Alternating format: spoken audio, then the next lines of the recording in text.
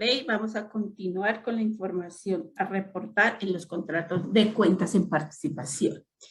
Entonces, ¿qué debo tener en cuenta? Cuando yo voy a diligenciar este tipo de formatos, debo tener en cuenta que estos formatos tienen una estructura diferente a los contratos anteriores. Entonces, ¿qué me pide? Allá me pide el tipo de contrato bajo el cual estoy reportando. Entonces me dice, utilice uno si es un mandato. Me dice si es, perdón que no veo acá bien. Si es un mandato, utiliza el tipo de contrato 1.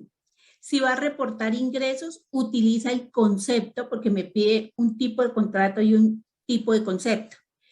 Si son ingresos, lo reporta como 40-40. Si son cuentas por cobrar, lo reporta con el 1340. Y si son pasivos, con el 2240. Ahora bien, si está ante un consorcio o una unión temporal, usted reporta tipo de contrato 2. Si es ingreso de lo que está reportando, el concepto es 40-10. Si es un activo, es 1370. Si es un pasivo, es 2270. Si es un tipo de contrato de exploración, explotación de hidrocarburos, gases y minerales, si es ingreso, 40-50. Si es una cuenta por cobrar, 1340. Si es un pasivo, 2250. Si es un contrato de joint venture, entonces para ingreso utiliza el 40-60. Para cuentas por cobrar, 1360. Para pasivos, 2260. Si es un contrato de cuentas en participación, entonces para ingresos, 40-30. El tipo de contrato es 5, perdón. Para ingresos reporta 40-30. Para cuentas por cobrar, 13-30. Para pasivos, 22-30. Si está ante un convenio de cooperación con entidades públicas, el tipo de contrato que tiene que colocar es 6. Si es un ingreso, 40-80. Si es una cuenta por cobrar, 1380. Y si es un pasivo, 2280. Entonces, esto es súper importante para tener en cuenta en la información que voy a reportar. ¿Frente a qué estoy actuando? Si tengo, ejemplo, puede ser que yo tenga cuentas en participación, mandatos, joint venture, consorcios. Debo reportar tantos formatos como contratos firmados tenga. ¿Sí? Entonces, en el mismo archivo se irá a reportar toda la información tanto del mandato, del consorcio, del joint venture, de las cuentas en participación. Y para cada uno de los diferentes contratos voy a utilizar estos códigos. Pero tengo que revisar si yo dentro de la información financiera del año financiera y fiscal del año 2021 tengo diferentes contratos, debo por cada uno de esos contratos, donde yo actué como administrador y como vimos en las diapositivas anteriores, tendría que reportar esta información. Ahora bien, entonces, ¿qué me dice? Me dice el formato que va a utilizar para el caso de los pagos o abonos en cuenta y retenciones practicadas no va a ser el 1001, es el 5247, versión 1. Acordémonos que al principio dijimos, estos contratos de colaboración empresarial todavía todos están en versión 1. Es lo primero que tengo que verificar. Entonces, si es pagos o abonos en cuenta, que es el equivalente al 1001, se reporta en el 5247. ¿Qué especificaciones me dice que debo tener en cuenta? Las que establecidas en el artículo 17 de la resolución 098, o sea, lo que ya explicó aplica para pagos o abonos en cuenta Alexandra. Todas las especificaciones, cuantías mínimas, todo que debo tener en cuenta como si estuviera reportando el 1001 con los conceptos que allí se definen, pero no utilizo el 1001, sino el 5247. Cuando estoy frente a ingresos, entonces no voy a reportar el 1007, sino voy a reportar el 5248, teniendo en cuenta las especificaciones del artículo 19, o sea, las del 1007. Cuando es IVA descontable y el IVA resultante por devoluciones en ventas anuladas, rescindidas o resueltas, utilizo el 5249. Igualmente, siguiendo las especificaciones de los formatos generales. Lo mismo opera para el IVA generado, pero el formato que utilizo es el 5250. En el caso de las cuentas por cobrar, saldos de deudores, utilizo el 5251 igual. Y en el caso de lo que son En el caso de los pasivos, utilizo el 5252 para reportar esos pasivos que me involucran en una operación de colaboración empresarial. Que también, de acuerdo a esto, entonces sí, obviamente, si para esto yo voy a optar, yo decido es reportar todo y no reportar cuantías menores, acá también se podrán usar esas cuantías menores para estos formatos, ¿sí? Teniendo en cuenta que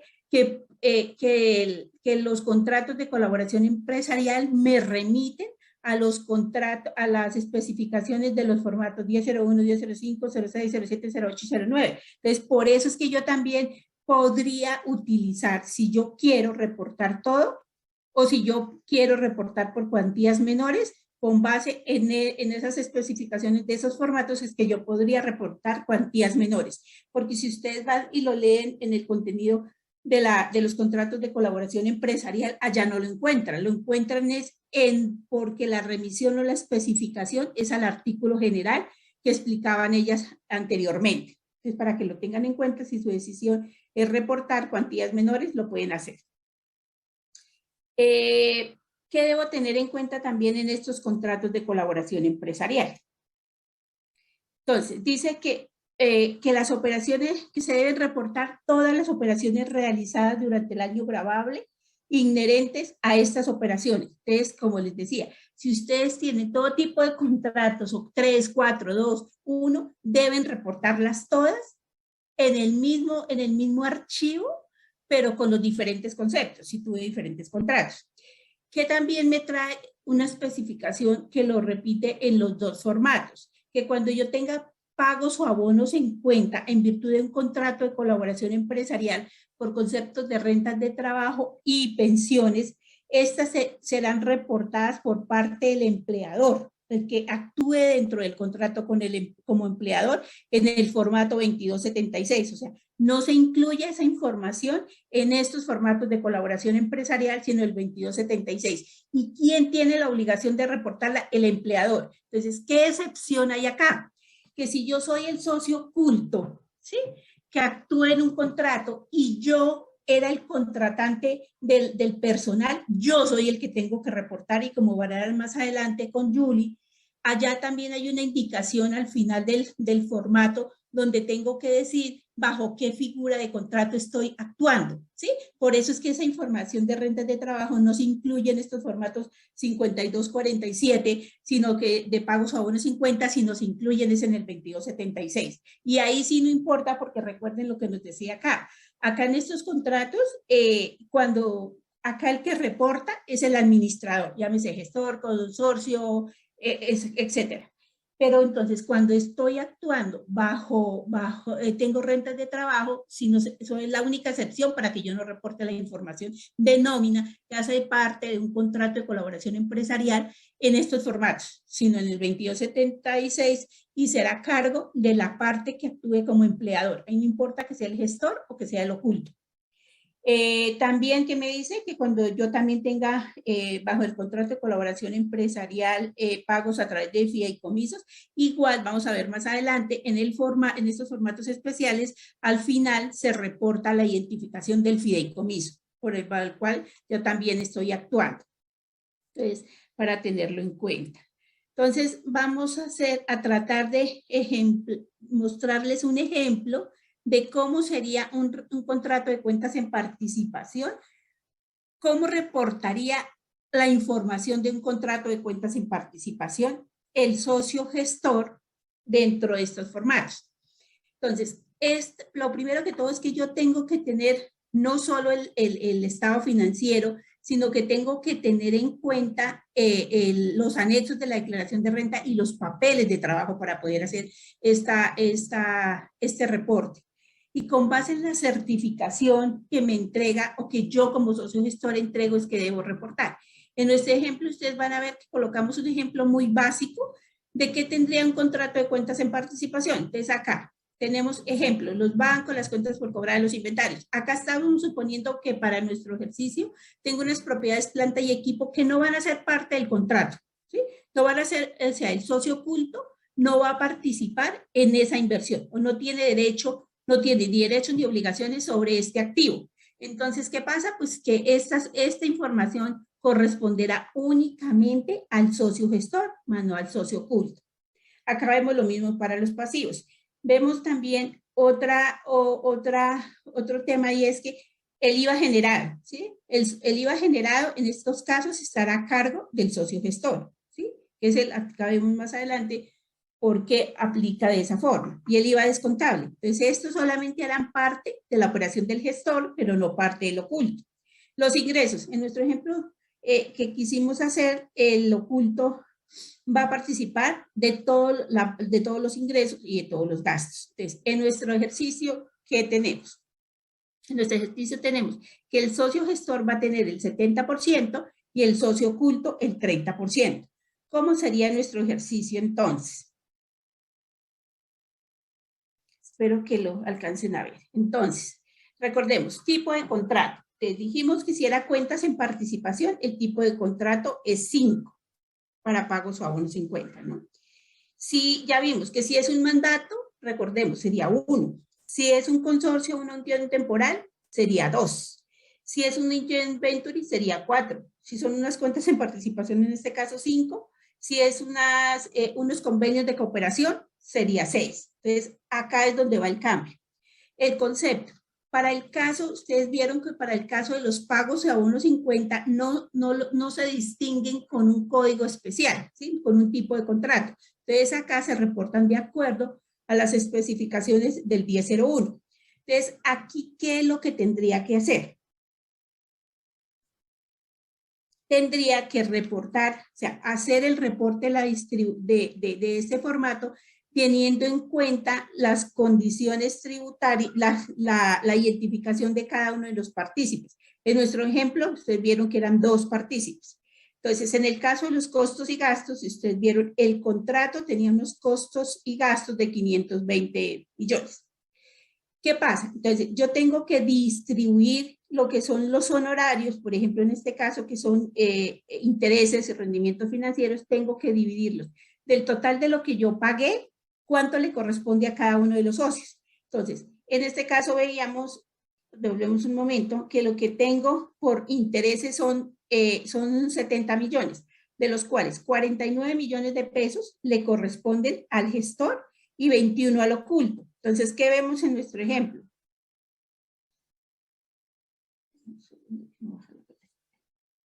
¿Qué vemos en nuestro ejemplo? Vemos que los 49 millones se van a reportar en pago o abono en cuenta. Acá le voy a colocar el tipo de documento del participante en el contrato, que en este caso sería NIP, y acá escribo o digito el NIP del socio gestor.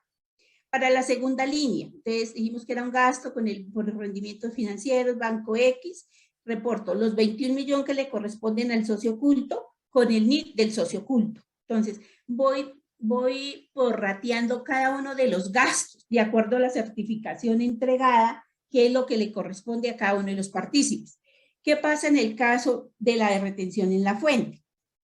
Entonces, recuerden que en los contratos de cuentas en participación, la retención en la fuente la hace el gestor y no se la traslada al oculto, ¿sí? Sino esa retención la hace y la paga y la declara el socio gestor. Y el socio gestor es el que le certifica al proveedor esa retención en la fuente. Entonces, por eso acá ustedes ven en estos casos que son servicios, que está de la misma forma. Tengo 300 millones de pesos en gastos por servicios, de los cuales la retención se está reportando solo el 100% en cabeza del gestor. ¿Por qué? Porque la retención en la fuente practicada a terceros no se traslada al socio oculto, ¿sí?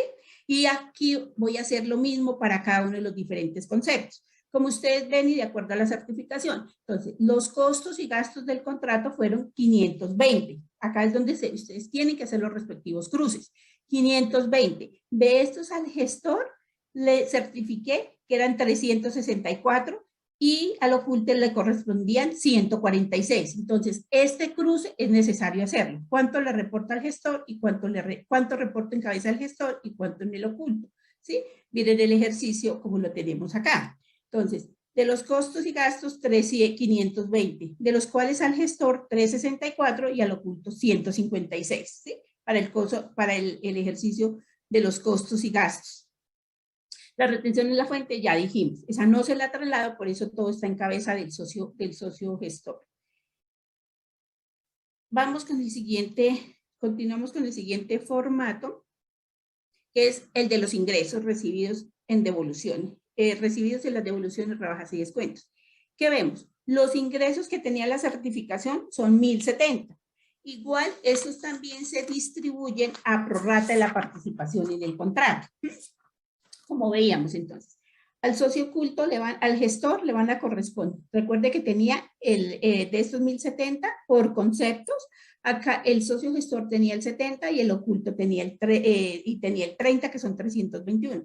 De la misma forma se reporta. Entonces, esta es la información de ingresos que debe reportar el gestor en un contrato de cuentas en participación. La importante, aquí al final coloco cuál es el tipo de documento del participante del contrato, o sea, del socio oculto, si es 31, si es 13, y acá coloco el número. Acá dijimos NID del socio para que ustedes sepan qué es lo que se coloca y qué lo identifica las diferentes operaciones. Aquí sucede lo mismo. Recordemos que dijimos, si es un contrato de cuentas en participación, el tipo de contrato será 5. Si es un contrato de mandato, sería 1. Si es un consorcio, sería 2. Si es un joint venture, sería 4. Si son un contrato de cooperación con entidades multinacionales, sería 6. El concepto, entonces vimos 40-30 para ingresos en un contrato de cuentas en participación. Si fuera mandato, sería 40-40. Si fuera joint venture, 40-10. Si fuera consorcio sería 40-10, ¿sí? Entonces, este concepto dependerá del tipo de contrato que vimos anteriormente. Las especificaciones del reporte de estos terceros se harán igual, siguiendo las especificaciones del DIE 07. Acá es importante algo, lo que les explicaba anteriormente. En este caso, ¿y por qué también vino esa consulta a la DIAN? Porque en el caso de los ingresos, como lo explicaba Alexandra, ustedes vieron que en los ingresos ella decía, yo reporto en el 1007 utilizando determinados conceptos dependiendo de dónde proviene el ingreso.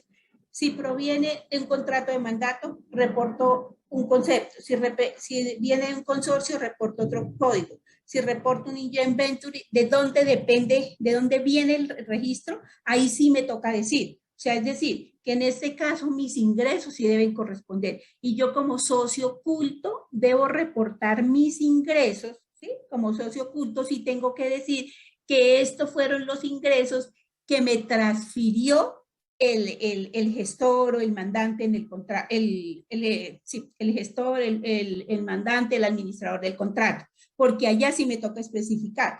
Por eso precisamente fue la consulta a la DIAN, porque nosotros veíamos que en el tema de ingresos sí me decía, de los ingresos que usted está imputando en su declaración tributaria, dime de dónde proviene, ¿sí? Si un contrato de cuentas en participación, pero en el costos y gastos no estaba como un pago a uno en cuenta. Y la DIAN, pues ustedes ya vieron la respuesta que nos dio la DIAN. Entonces, en este caso, el socio oculto sí reporta, pero teniendo en cuenta las especificaciones que tiene el 1007 que nos explicó Alexandra.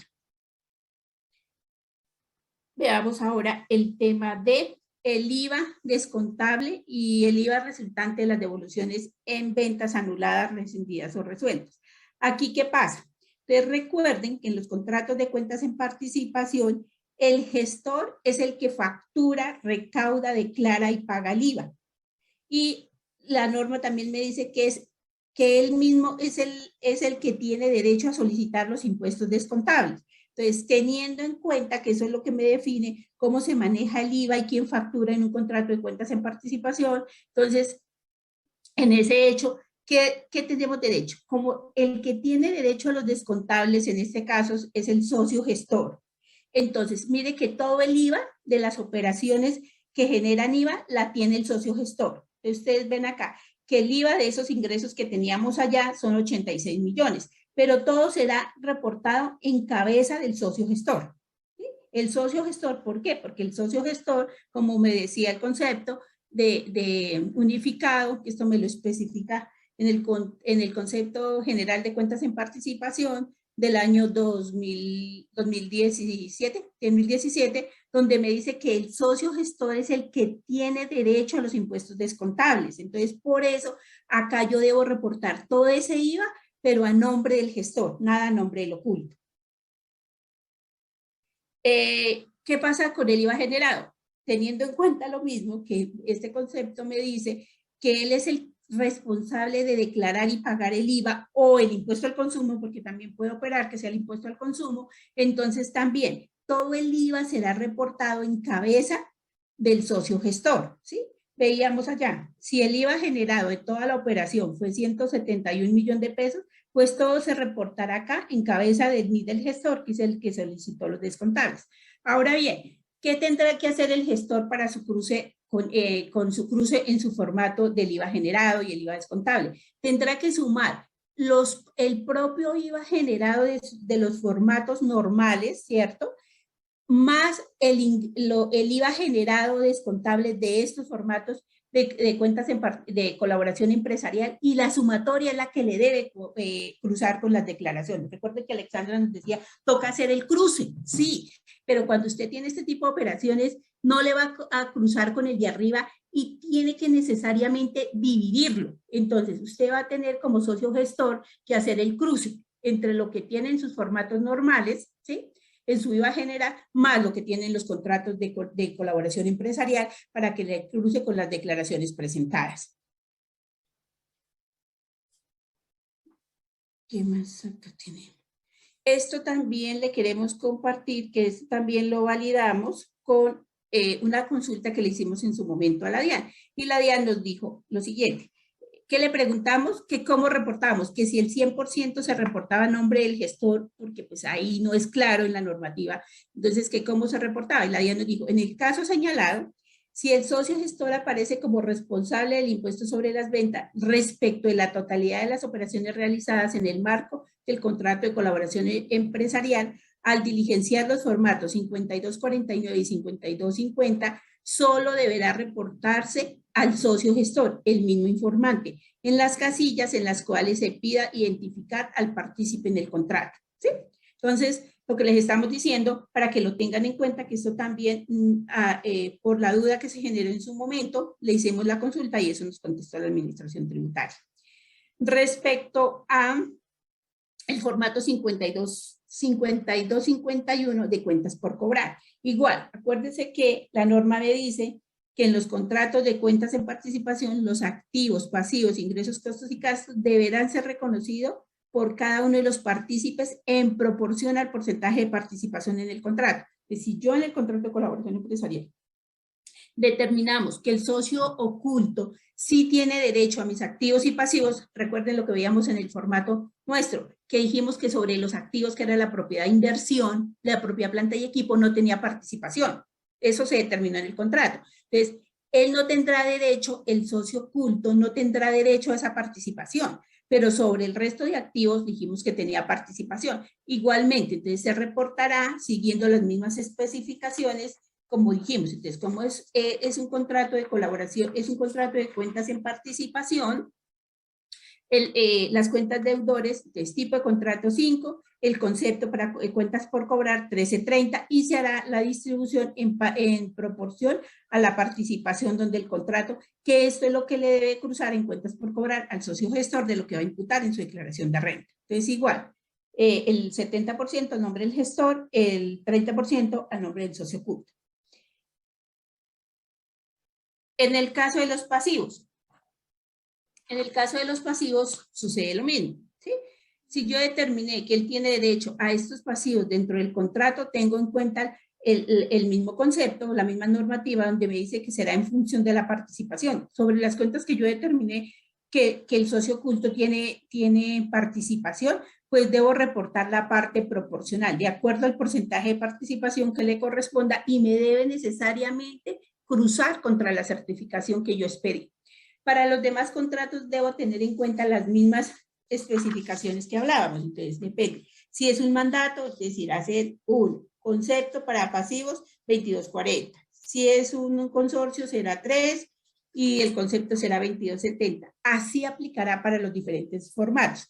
En la medida, si es un contrato de mandato y yo sí le estoy transfiriendo, ejemplo, retenciones a mi partícipe, a mi consorciado, pues esa sí debo hacerla en función de esa participación. Entonces me toca sentarme o pararme a analizar frente a qué contrato estoy para saber qué es lo que se transfiere de un lugar a otro, qué se transfiere y qué es la responsabilidad de cada uno de los partícipes. Recuerden que cuando el consorcio o la unión temporal es la que factura, pues la unión temporal será, o el consorcio serán los responsables de pagar el IVA. Entonces ese, pues no me lo irán a transferir acá porque ese sí lo pagó directamente el consorcio.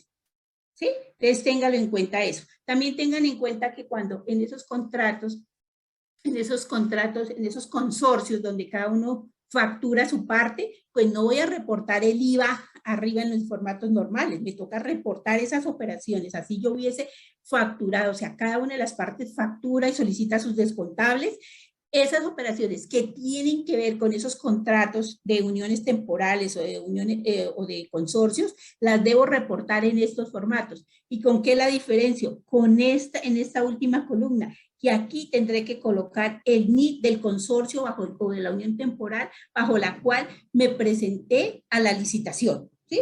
Porque para eso es que precisamente la DIAN está diciendo, si usted se presentó a una licitación como un consorcio, pero cada uno va a facturar lo suyo, usted me debe decir, me debe reportar estos formatos y acá me debe aclarar bajo qué ni de qué consorcio está actuando. Entonces, mi recomendación es, tengan en cuenta, si tienen, esas operaciones no se pueden reportar dentro de los ingresos ni los costos y gastos normales, sino que tengo que identificarlos en esta parte. Obvio, como yo solamente tengo mis costos, ¿cierto? Porque yo mismo facturé, yo mismo tengo mis ingresos, acá solamente iría a reportar el NID pues el NID del consorcio bajo el cual actúe, pero solamente mi parte, yo no tengo que reportar la parte de los otros consorciados, ¿sí? O de los otros unidos temporalmente, solamente mi parte, porque cada uno reportó lo suyo. Entonces, llamaba atención porque la DIAN está mandando muchos requerimientos de este tipo de operaciones, no solo cuentas de participación, sobre todo operaciones de mandato, operaciones de unión temporal. Ya vemos que nuestros clientes últimamente han recibido varios requerimientos por esto.